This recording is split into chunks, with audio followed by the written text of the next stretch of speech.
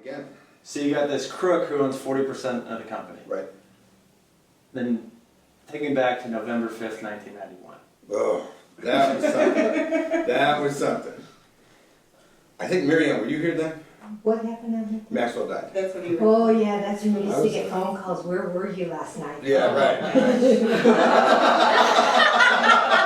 I think I asked Mary Ann to go over to Westwood where there was this huge international newsstand by every English newspaper she could find. She comes back, with a stack this big.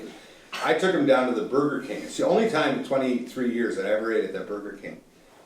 And I just got a table in the corner, and in those days I didn't need all the bright lights and glasses, so I just read everything I read about Maxwell falling off the boat and dying, and how he had stolen over $1 billion from the pension funds of the Muir Group employees. So basically he's running this big company and they have this big pension fund and he's playing foreign currency markets and he keeps losing and losing and doubling down and essentially he was one day from either being put in prison or getting assassinated or maybe committing suicide. It's a really interesting story. His president, Jim Sullivan, I liked a lot, he's the one who at some point owned American Color, or Vertis.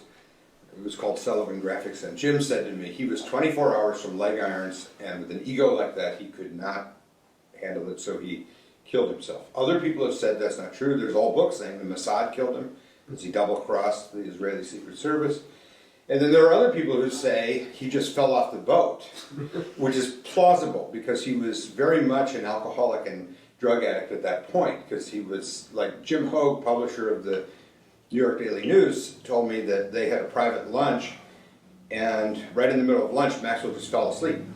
Right in front of him. He was this enormous man.